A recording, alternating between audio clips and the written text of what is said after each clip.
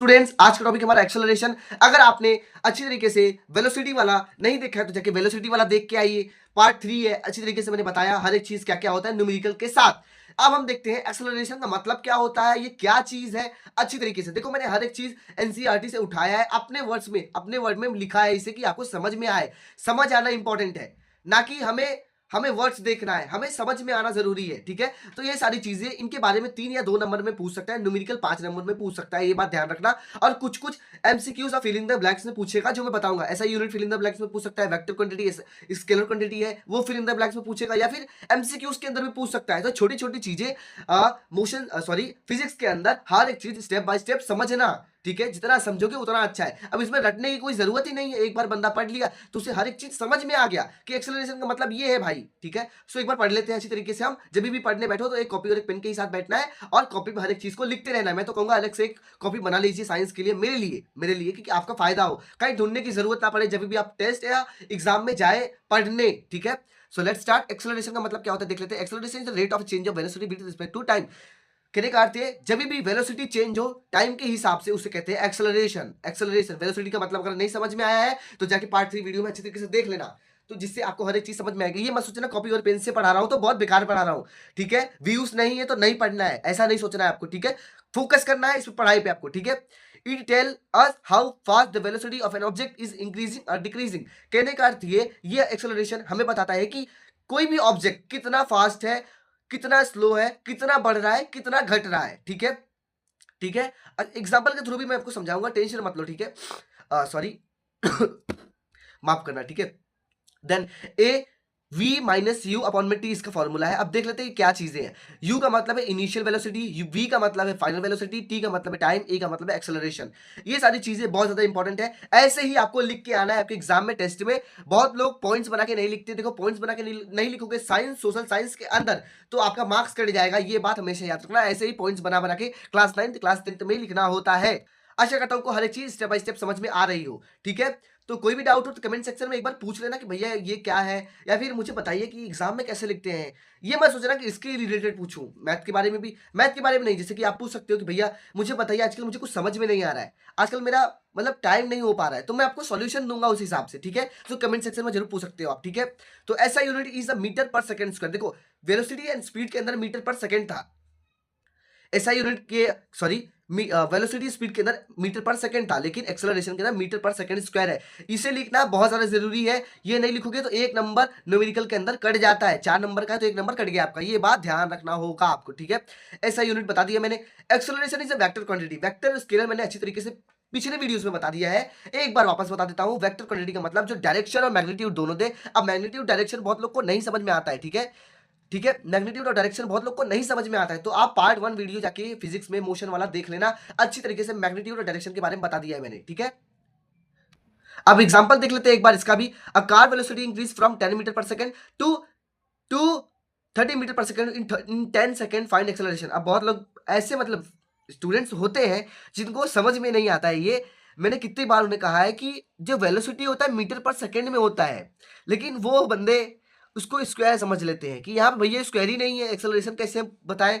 Acceleration इसका answer में होगा मीटर पर सेकंड स्क्वायर, ना कि क्वेश्चंस के अंदर। तो ये स्क्वायर वाली चीजें इसमें नहीं आती है भाई, ये खाली इसके आंसर में आएगा। ठीक है, ये बात ध्यान रखना, बहुत स्टूडेंट्स को ध्यान में नहीं रहता ये, और वो कुछ अलग ही दुनिया का करके आते हैं, बोलते हैं भैया हमें समझ ही नहीं आया यार, सर ने गलत क्वेश्चन पूछा था, लेकिन गलत नहीं था वो सही था। ठीक है, ये सारी चीजें छोटी छोटी चीजें एमसीक्यूज के अंदर पूछ सकती हैं। ठीक है, तो ध्यान रखना, आपको इसे सॉल्व करना होगा। ठीक है, तो car velocity increase from 10 metre per second to 30 metre per second in 10 second. तो देखते हैं क्या है, फाइनल माइनस इनिशियल हमेशा लिख देना।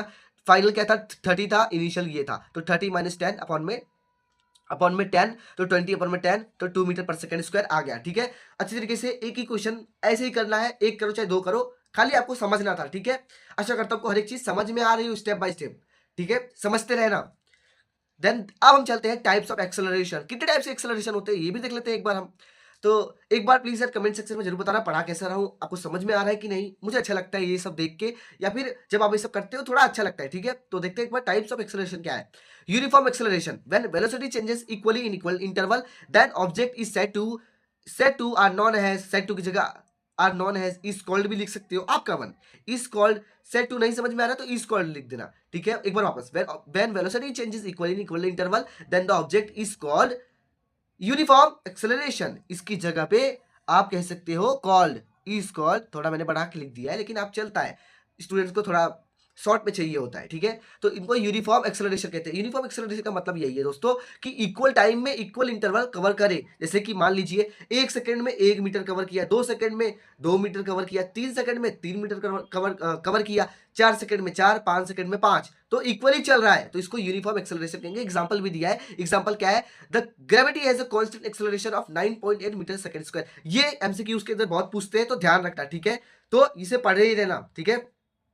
देर आता है नॉन यूनिफॉर्म एक्सेलरेशन क्या है, व्हेन वेलोसिटी चेंजेस अनइक्वली या फिर नॉट इक्वली, अनइक्वली की जगह not equally in equal time interval then object has या फिर is called non uniform acceleration. Example के थ्रू देखते हैं, जैसे कि 1 सेकंड में 2 मीटर चले, फिर 2 सेकंड में 2 ही मीटर चले, फिर 3 सेकंड में 2 ही मीटर चले, मतलब समय के साथ वो बढ़ नहीं रहा है बंदा, वो रुका ही है, मतलब रुक के चल रहा है। जैसे कि एग्जांपल देख लेते हैं, a car in traffic the speed keep changing. Simple सी बात है, जो कार है ट्रैफिक में करीब करीब 2 मीटर पर सेकंड हो रहा है, फिर 1 मीटर पर सेकंड हो रहा है, फिर रुक जा रहा है, फिर चल रहा है, फिर रुक जा रहा है, तो ट्रैफिक में ऐसा होता है, तो ये नॉन यूनिफॉर्म एक्सेलरेशन के अंदर आता है।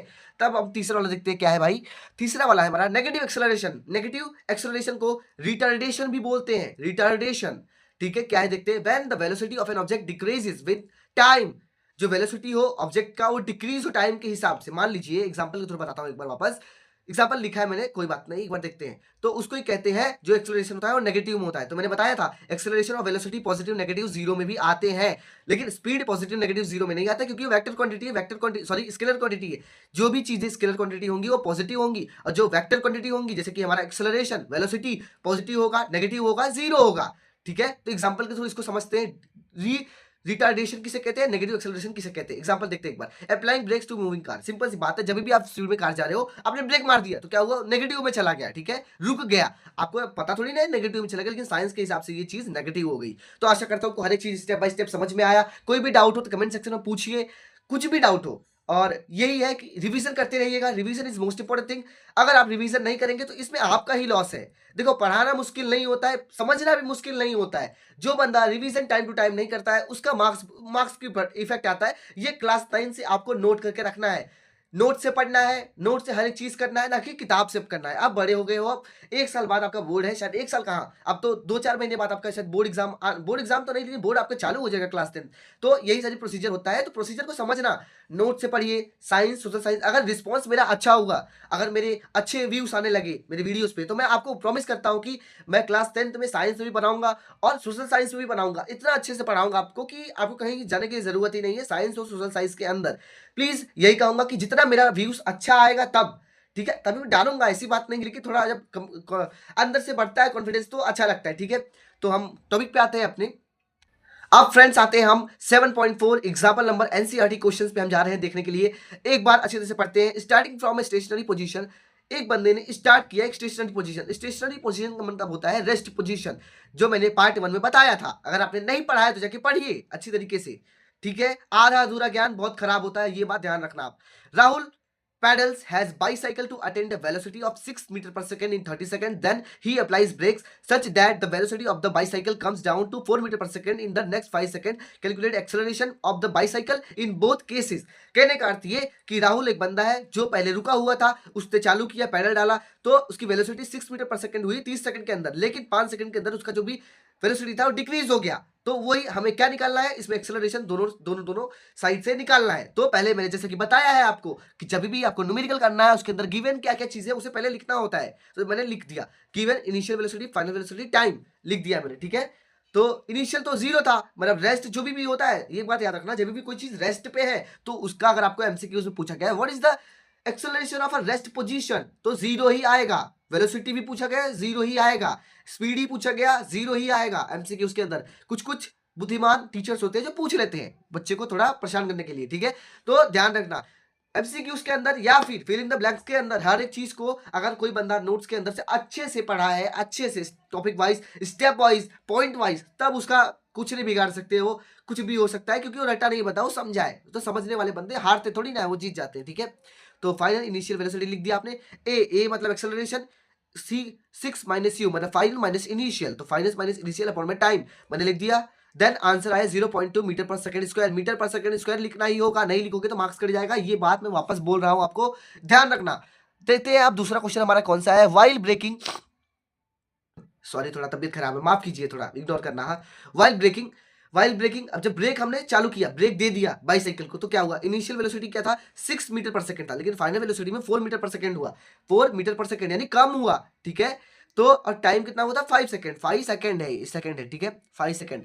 Then a is equal to v minus u, v का मतलब था फाइनल, यू का मतलब था इनिशियल, टी का मतलब है टाइम। ये तो लिखूंगा नहीं क्योंकि मैंने नोट्स में बताया है, यू माइनस 6 अपॉन में 5। अब ये चीजें नेगेटिव में आंसर आई, जैसे कि मैंने बताया था एक्सेलरेशन और वेलोसिटी के अंदर पॉजिटिव नेगेटिव जीरो आंसर आते हैं। तो ध्यान रखना, पॉजिटिव नेगेटिव जीरो आंसर आ जाता है किसमें, एक्सेलरेशन और वेलोसिटी के अंदर। एक बार वापस मैं आपको बता देता हूं, अगर कभी भी आपके एमसीक्यू उसके अंदर पूछे what is the acceleration of, what is the velocity of stable या फिर रेस्ट पोजीशन या फिर स्टेशनरी पोजीशन, तो जीरो ही आएगा। स्पीड है तो जीरो नहीं आएगा, ठीक है, क्योंकि वो स्केलर क्वांटिटी है। स्केलर क्वांटिटी में क्या होता है, खाली डायरेक्शन होता है, मैग्नीट्यूड सॉरी डायरेक्शन नहीं होता, खाली मैग्नीट्यूड होता है उसके अंदर। लेकिन इन दोनों के अंदर डायरेक्शन भी होता है, मैग्नीट्यूड भी होता है। सो दैट ये पॉजिटिव भी है, नेगेटिव भी है एंड जीरो भी है। कौन कौन, वेलोसिटी एंड एक्सेलरेशन। आशा करता हूं को हर एक चीज समझ में आया, स्टेप बाय स्टेप हर एक चीज को समझते रहना एंड शेयर करना, लाइक करना है, सब्सक्राइब करना। देखो ये भी पसंद करने के लिए आगे हट जाओगे। तो जितना हो सके पढ़ते रहिए, समझते रहिए, रिवीजन करते रहिए। Thank you so much everybody. Please like करना, शेयर करना, सब्सक्राइब करना। बहुत बहुत धन्यवाद आपका।